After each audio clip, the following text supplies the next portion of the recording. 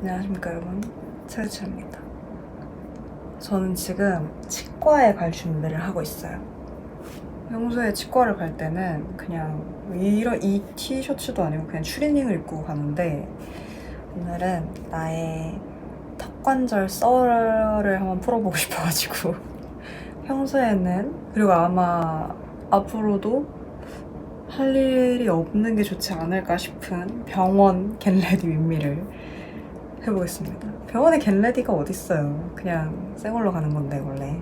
아직 카메라랑 낯을 가려서 뭐라도 손에 쥐고 있어야 말을 할 수 있을 것 같아가지고 쥐고 있어서 못할 수도 있지만, 아무튼 제가 한 5년 전부터 턱에 문제가 좀 있었어요. 옛날에 사랑니 때문에 문제가 있던 건데 컨디션이 안 좋으면 턱이 잘 안 벌어졌어요. 근데 이게 또 컨디션이 괜찮아지면 다시 돌아와요. 그래서 굳이 병원을 가야겠다 뭐 이런 생각을 하지는 않았어요. 왜냐면 뭔가 불편함을 크게 느끼지 않으니까 병원을 갈 일이 없었죠. 그렇게 살다가 3주 전쯤에 자고 일어났는데 턱이 아예 안 벌어지는 거예요. 아예 안 열리는 거예요. 어느 정도 벌어졌냐면 손가락 한 마디? 그거밖에 안 열리는 거예요. 근데 그냥 안 열리는 게 아니라 엄청 아픈 거예요. 이게 약간 어긋난 뼈를 끼리 서로 이렇게 꾹 누르는 느낌으로 안 열리는 거예요. 이거는 병원에 가야겠다. 병원을 내가 안 갈 수가 없다 싶어가지고 병원을 막 찾았어요. 서치를 막 했어요. 아무 병원이나 가면 안 돼요. 턱관절은 구강내과,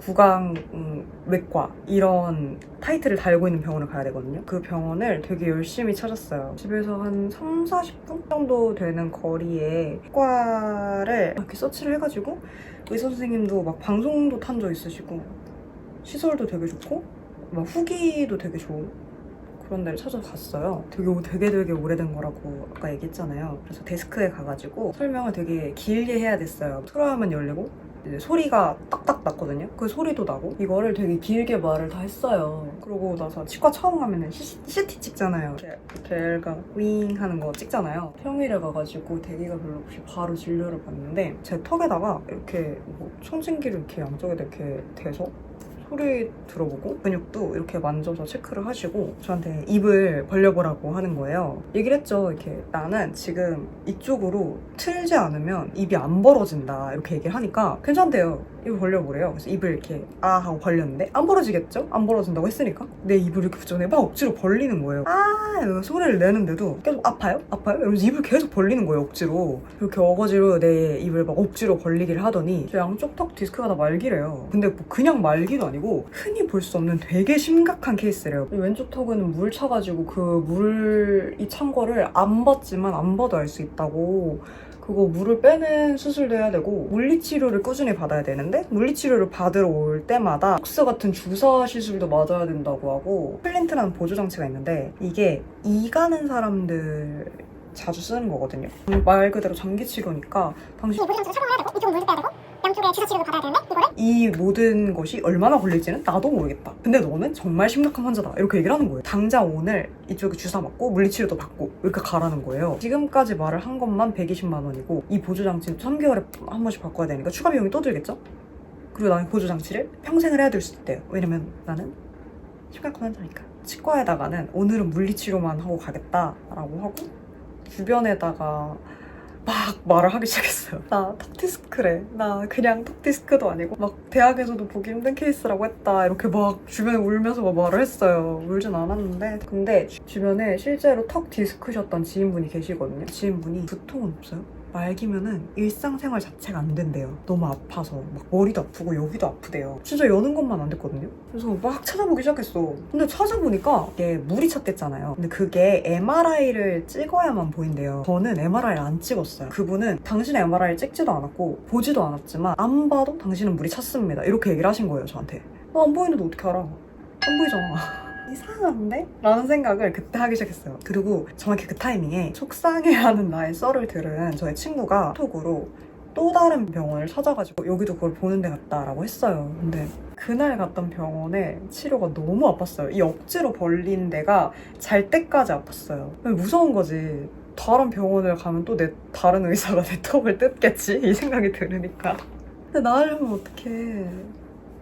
예약을 했죠. 새 병원에서 진료를 받는데 저한테 그 얘기를 했죠. 입 열어보라고 눈치를 막 봤어요. 턱을 조금 틀어서 열어도 괜찮아요? 이랬어요. 그랬더니 너무 아무렇지 않게 일단 열어봐요 이러셔서 왼쪽으로 틀어서 열었어요. 근데 그걸 보시고 의사 선생님이 엄청 차가운 스프레이를 제 여기다 이렇게 칙 뿌리더니 입에다가 이렇게 엄지손가락을 이렇게 넣고 입 벌려봐요 이래서 그대로 이렇게 벌렸어요. 그러고 나서 손을 빼셨는데 그러니까 열려요.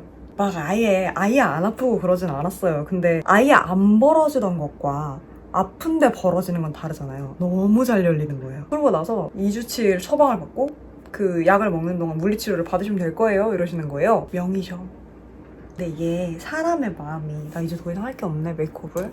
디스크 말기 판정을 받았잖아요. 이게 남아있어가지고 물어봤어요. 나 다른 병원에서 디스크 말기라고 했다. 그냥 말기도 아니고 대학병원에서 정말 보기 힘들 만큼의 특수 케이스라고 나한테 말을 했다. 얼떨떨한 표정으로 입이 크면 입을 벌릴 때 다 소리가 나요. 이러는 거예요. 첫 병원을 간 날에 그 첫 의사 선생님이 억지로 벌렸던 턱이 잘 때까지 아팠거든요. 그 온찜질을 하고 잤는데도 아팠어요. 근데 그 아픈 것보다 너무 허탈하더라고. 나는 때문에 보험을 찾으며 공포에 떨었는가.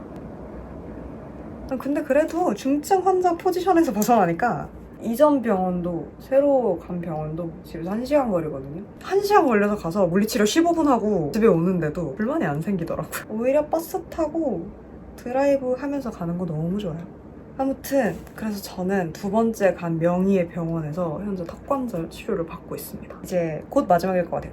3주째 치료를 받고 있습니다. 그러니까 여러분도 치과든 뭐 정형외과, 안과, 내과 이런 어디든 너무 비싸거나 아니면은 뭔가 이상하다 라는 생각이 들면 주변에다가 꼭 말을 하시고 뭐 이렇게 소문을 내시고 다른 병원도 2군데 뭐 많으면 3군데, 4군데도 꼭 가보시기를 추천합니다. 평생 한 개밖에 쓸 수 없잖아요. 우리가 유아기가 아닌 이상. 그러니까 치료를 한번 잘못 받으면은 비용도 크고 문제도 커지고 오래 가고 그런단 말이에요. 그러니까 꼭 한 군데만 가지 마시고 2군데, 3군데.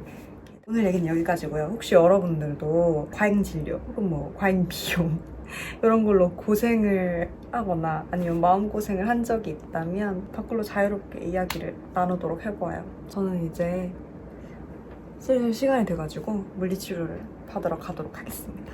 언젠가 또 썰 풀 게 있다면 그리고 겟레디기미가 너무 어색한데 어색하지 않아진다면 또 이런 거 가져와 보도록 할게요. 저는 이제 진짜 물리치료를 받으러 가보도록 하겠습니다. 고마워요. 안녕.